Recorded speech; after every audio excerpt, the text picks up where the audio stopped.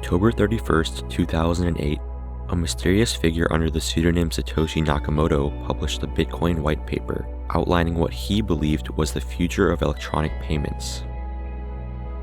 2 months later, he released the software to the public. At first, he was active on forums, responding to emails and fixing crucial bugs. But 2 years later, he went silent. Today, Bitcoin has grown into a $1 trillion project, yet its origins remain shrouded in mystery. Someone invented Bitcoin, gave it to us for free, and disappeared without a trace.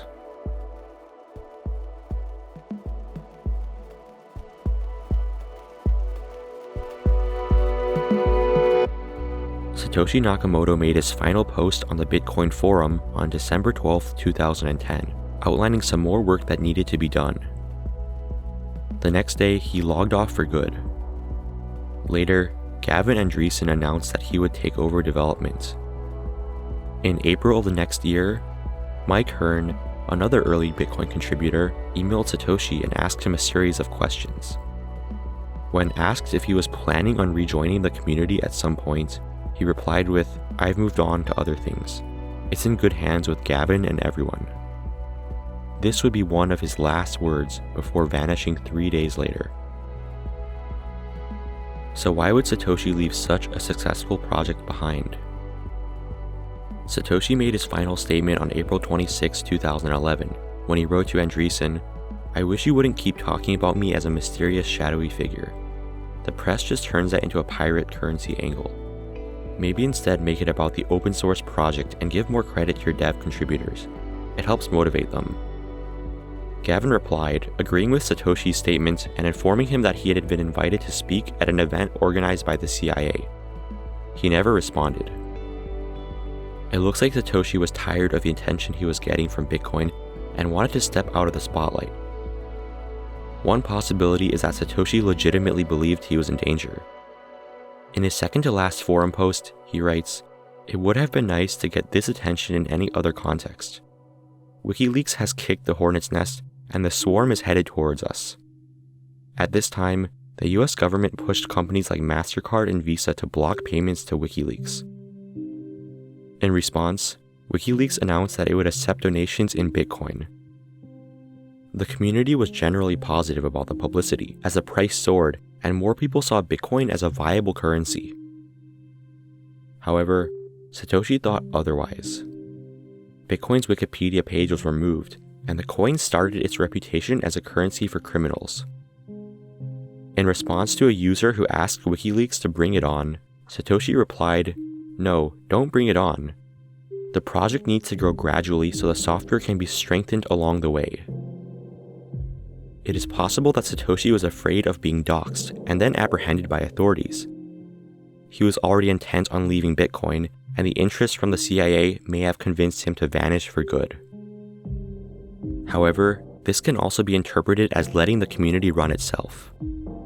Bitcoin as a peer-to-peer network should be governed by its users. So after years of solo mining and crucial development, it's possible that Satoshi believed Bitcoin was ready, so he moved on to other things.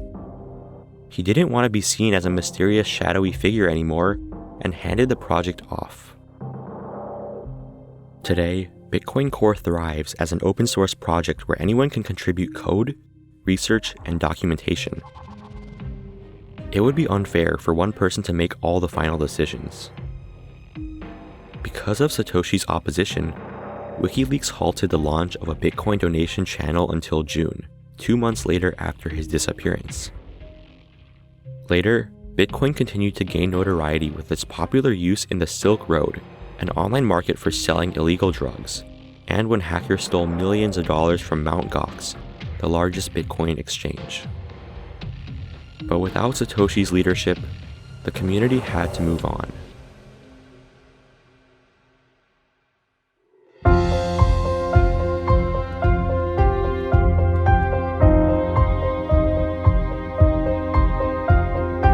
Whoever Satoshi may have been, it's clear that he walked away with a fortune in Bitcoin. In 2013, Sergio, an active Bitcoin forum user, discovered a pattern in the Bitcoin blockchain that allowed him to discover Satoshi's holdings. He estimated that Satoshi mined around 1 million bitcoins, worth $50 trillion today, making him one of the wealthiest people alive.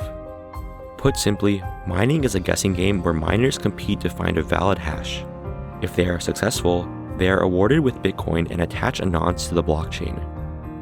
It starts at 0 but increases for every attempt at guessing the hash. Then, when the mining software is restarted, it resets back to 0.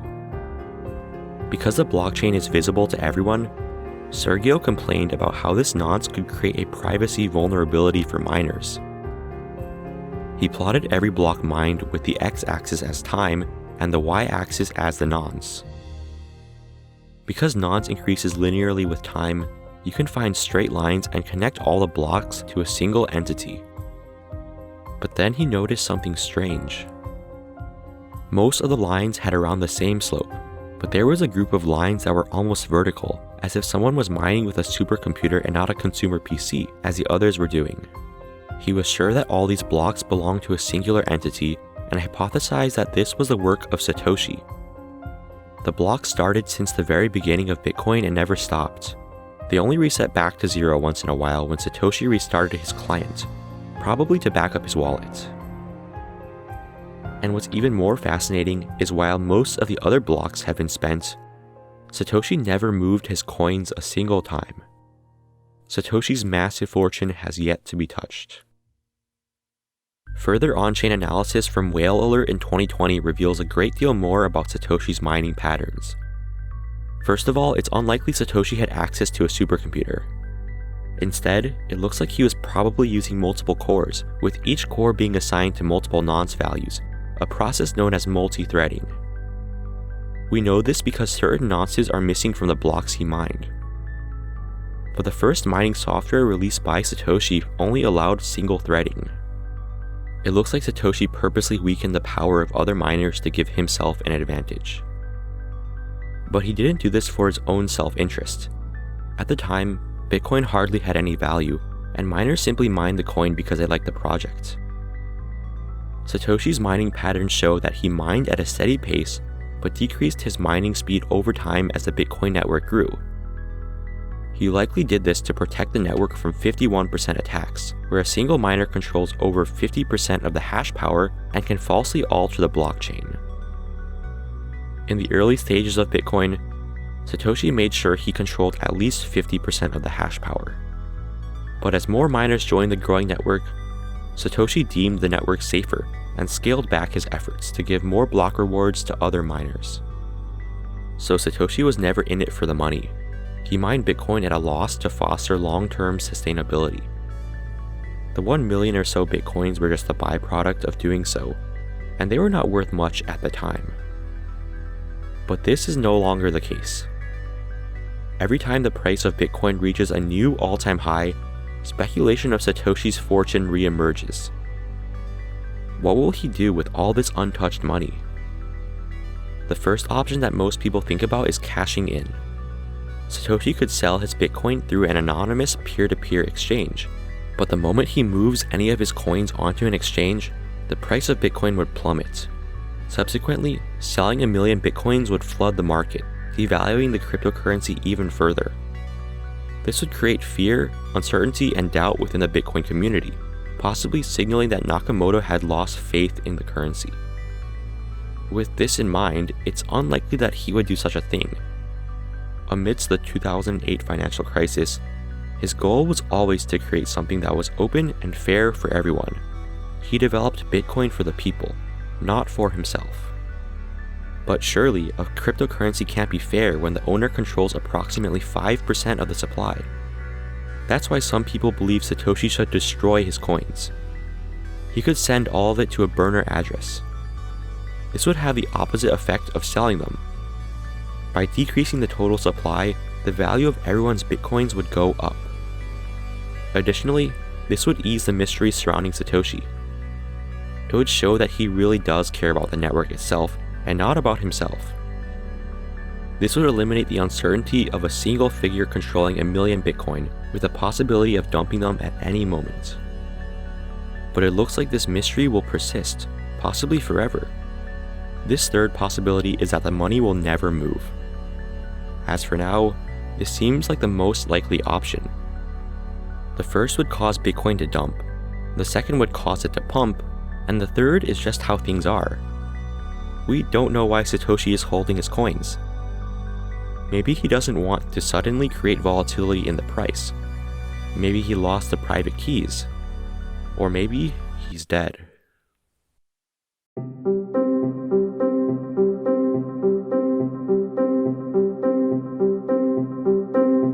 On March 6, 2014, Newsweek revealed the true identity of Satoshi Nakamoto in an infamous article titled "The Face Behind Bitcoin." It identified Dorian Nakamoto, whose birth name is Satoshi Nakamoto, as the founder of Bitcoin. Besides the name, there was convincing evidence that Dorian was the creator of Bitcoin. He was laid off twice in the 1990s and fell behind on mortgage payments, which led to the foreclosure of his house. This may have given him the motive to create something against banks and governments. He encouraged his daughter to start her own business and not be under the government's thumb. Newsweek tried to get more information from Dorian himself, but was met with evasive answers. His brother told Newsweek of Dorian's capabilities, but warned that he's worked on classified stuff and would never admit to starting Bitcoin. Dorian was described as a man of few words who screens his phone calls, anonymizes his emails, and, for most of his life, has been preoccupied with the two things for which Bitcoin has now become known: money and secrecy. After a few brief emails, he stopped responding with a mention of Bitcoin, so the reporter visited his house in California to interview him. Nakamoto called the police and, when asked about Bitcoin, responded with, "I am no longer involved in that and I cannot discuss it. It's been turned over to other people. They are in charge of it now. I no longer have any connection." That was all he said before retreating back to his house. The article led to a media frenzy as reporters camped outside of his house in hopes of a quick interview. But for the most part, he dodged all questions. He eventually agreed to do a full interview with AP where he denied all of the allegations.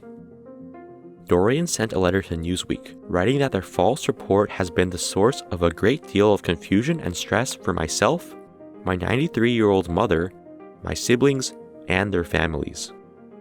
He just wanted people to respect his privacy. The community ultimately felt sorry for Dorian, who was falsely thrown into the spotlight. They donated 102 bitcoins to his wallet, where he later cashed out on an exchange. Even Satoshi himself came back for the first time in 3 years to say, "I am not Dorian Nakamoto." However, this account was hacked months later, so this questions the authenticity of that message. In search of a sensational headline, Newsweek rushed reporting and cherry-picked evidence. There were only really two main convincing arguments: his name and the quote, "I am no longer involved in that and I cannot discuss it." First, Satoshi Nakamoto is likely a pseudonym, and it's unlikely that such a secretive founder would use his real name. Next, Dorian has later said that he thought the reporter was asking about his work for Citibank. He had worked on many classified projects with non-disclosure agreements and was worried that the reporter would get him in trouble. In fact, he had never even heard of Bitcoin prior to the incident. Overall, this fiasco shows what the real Satoshi was afraid of. But this doesn't stop other people from claiming to be Satoshi for the sake of fame. In December 2015, an Australian computer scientist, Craig Wright, publicly came forward as the inventor of Bitcoin in interviews with Wired and Gizmodo. Unlike other hoaxes who claim they conveniently lost their keys, Wright stated that he could definitively prove his identity with a cryptographic proof. In a subsequent interview with the BBC, he signed a message with a key known to belong to Satoshi Nakamoto. Although this was enough to fool many people, including Andreessen, the Bitcoin developer at the time, this was later proved to be yet another hoax. So how do we figure out his identity? According to his P2P Foundation, he was born on April 5, 1975 and lived in Japan. But this is most likely false reporting. Instead, we have to turn to his skills. See, Bitcoin was an incredibly revolutionary idea at the time, and it took someone very unique to create it, not just any computer scientist. They needed to be an expert in C++, cryptography, peer-to-peer networking, and economics. It's also likely that Satoshi is the identity of one person and not a group of people. In an interview, Andreessen said that everyone who has looked at his code has pretty much concluded it was a single person, based on how messy it was written. So there are a few candidates that fit these criteria. Nick Szabo was an early pioneer in the cypherpunk movement, a group of people who advocated for strong cryptography and privacy-enhancing technologies. Since 1998, he had been working on a project called BitGold, a peer-to-peer digital payment system similar to Bitcoin. However, Szabo was unable to find a solution to the double spending problem, where the same currency can be spent twice. He reached out for help, but stopped after the Bitcoin white paper was released. Bitcoin took many of the key concepts of BitGold and expanded on it, solving the double spending problem through a universal ledger system. Although Szabo's work was incredibly similar to Satoshi's, he was not referenced in the white paper. Additionally, stylometric analysis shows that Szabo's writing style is very similar to Satoshi's. However, Szabo repeatedly denies these allegations. Hal Finney joined the cyberpunks email list early on. In 2004, he created the reusable proof-of-work system, which would later be used in Bitcoin hashing. After seeing Satoshi's original email, he became fascinated with the idea and frequently corresponded with Satoshi. He famously received the first Bitcoin transaction ever of 10 Bitcoins from Satoshi himself. Finney lived a few blocks away from Dorian Satoshi Nakamoto, which might have been the inspiration of his pseudonym. In 2009, Finney was diagnosed with ALS, which slowly left him paralyzed. Interestingly, the severity of this disease closely followed Satoshi's disappearance. This, combined with his capacity to have created Bitcoin, have led some people to speculate that Satoshi and Finney are the same person. During the last year of his life, Finney was extorted multiple times, with the attacker usually demanding a large sum of Bitcoin. However, Finney repeatedly stated that he was not Satoshi, so he did not have access to that many coins. He was already struggling to finance his medical expenses and sold most of his early Bitcoin. Finney died in 2014 and chose to have his body cryopreserved. Adam Back, a British cryptographer, was also part of the cyberpunk community. In 1997, he invented Hashcash, a mechanism to prevent spam emails. With Hashcash, your computer would have to do some computational work before sending an email, which would only take a few seconds, but would prevent someone from mass spamming thousands of emails per second. Before releasing Bitcoin, Satoshi contacted Back, and his proof-of-work algorithm would later be implemented in Bitcoin mining. Suspiciously, Back appeared on the Bitcoin Talk forum after Satoshi's disappearance, and his first posts make him sound like he had always been around. Back worked on Bitcoin Core and co-founded Blockstream in 2014. All of Satoshi's emails have been published by the receivers, but Back claims he purposely deleted them to protect Satoshi's identity. In 2011, Michael Clear was suspected of being Bitcoin's founder, but in an interview, he said, "I'm not Satoshi, but even if I was, I wouldn't tell you." And this is the problem with trying to identify a public figure as Satoshi. Until someone actually signs a message with one of Satoshi's private keys, we can never be completely certain of his identity. But it looks like this will never happen so long as Satoshi chooses to remain anonymous. We can create convincing arguments of why someone could be Satoshi, but there will always be enough doubt for plausible deniability.